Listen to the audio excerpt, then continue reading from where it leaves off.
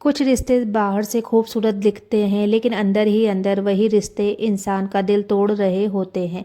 खासकर एक शादीशुदा औरत जो एक नए घर में जाती है, नए नियम सीखती है, नए लोगों के साथ खुद को ढालती है और फिर भी उसे रोज किसी ना किसी तरह से कम साबित किया जाता है। और सबसे दर्दनाक बात तब होती है जब वही लोग जो दिन भर ताना देते हैं शौहर के सामने अचानक बहुत मीठे बन जाते हैं। जैसे ही शौहर घर में आता है, घर का माहौल बदल जाता है, आवाज़ें बदल जाती है, चेहरे बदल जाते हैं और आपको लगता है मैं क्या किसी सपने में हूँ या मैं ही गलत हूँ। तो welcome back to my YouTube channel. कैसे हैं आप सब? आई होप कि आप सब ठीक होंगे, अल्लाह की पनाह में होंगे।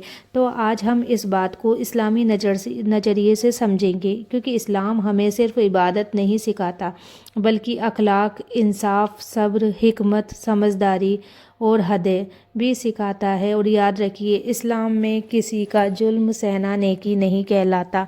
नेकी ये है कि आप अपने हक़ की रक्षा करें, अपने घर का सुकून बचाएं और अपने रिश्ते को नफ़रत नहीं हिकमत से संभालें। तो सबसे पहले एक सीन सोचिए। सुबह सुबह से आप काम में लगी हुई हैं, रसोई, सफाई, बच्चों का ध्यान, कपड़े और ऊपर से बातें।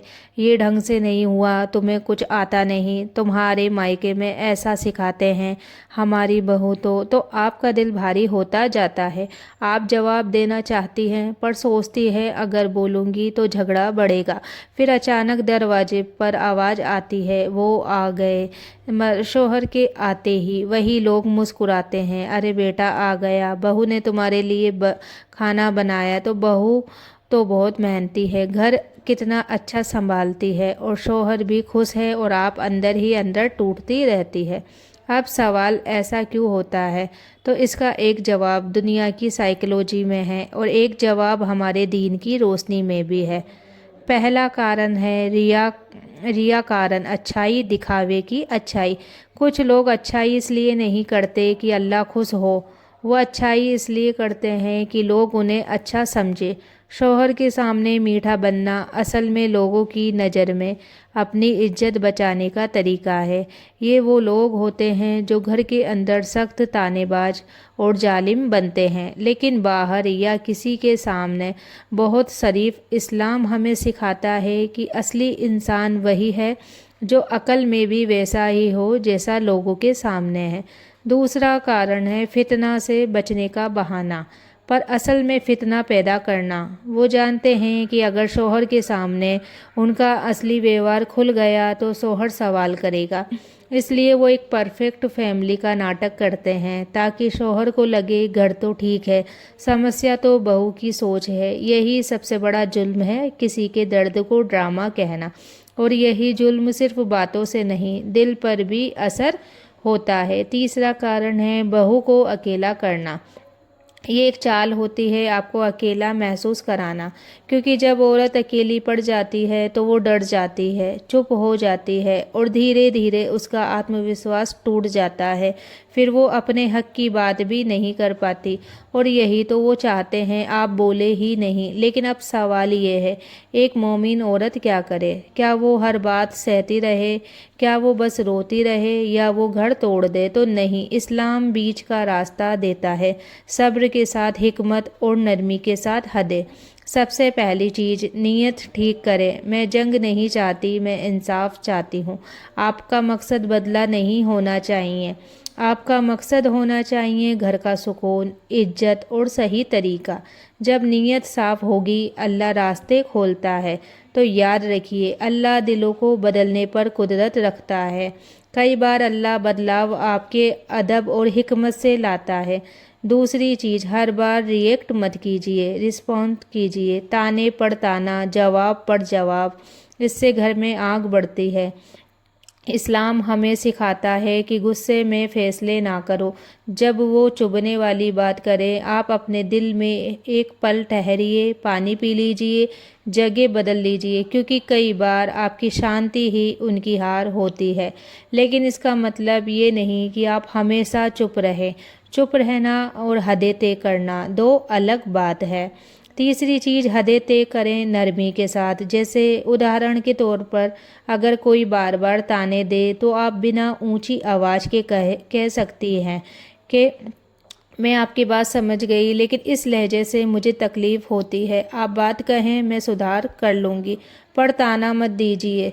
तो देखिए, यही बदतमीजी नहीं, ये आपका हक है। इस्लाम में किसी को तकलीफ़ देना, दिल दुखाना, ताना देना, ये सब अच्छी चीज़ें नहीं हैं। आप इज्जत से अपनी बात रख सकती हैं।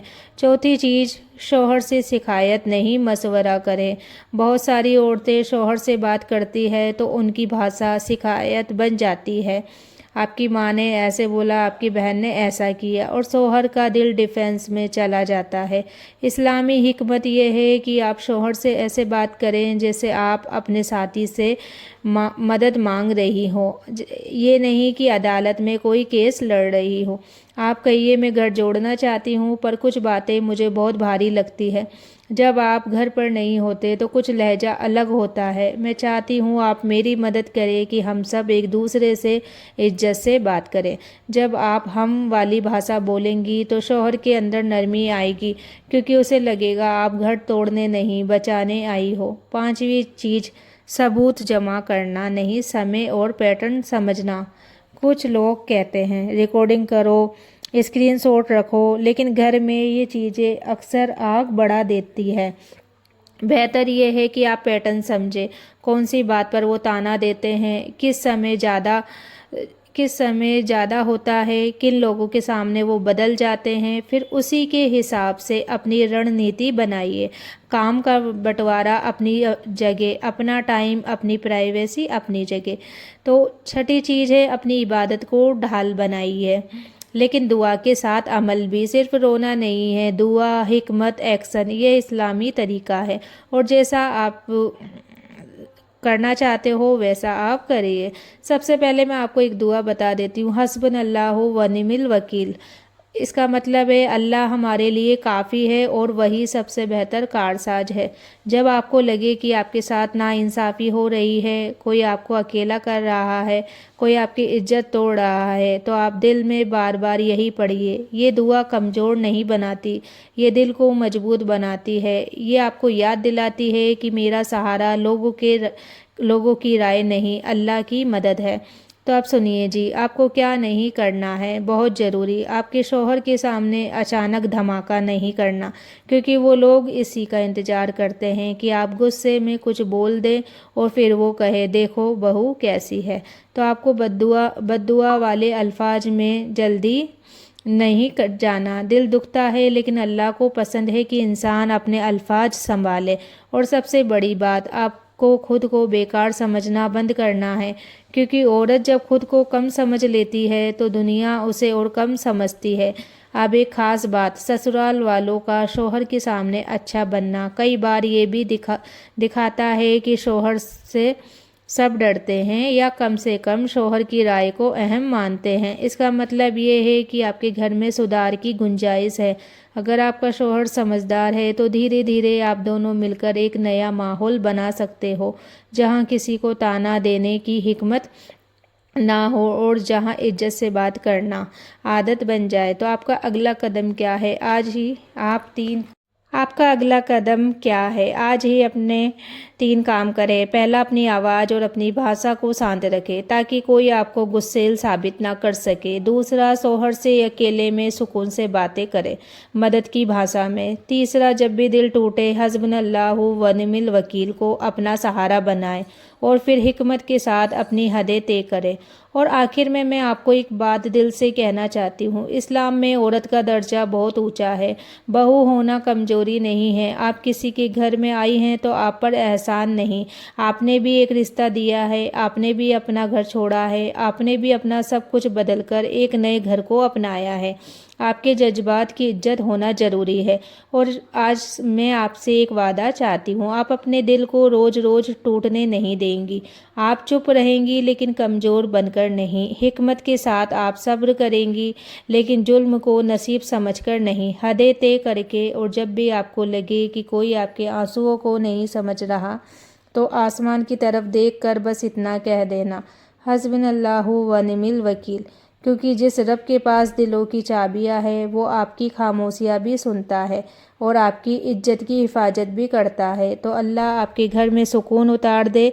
अगर ये बात आपके दिल तक पहुंची है तो कमेंट में लिखिए, अल्लाह मेरे लिए काफ़ी है।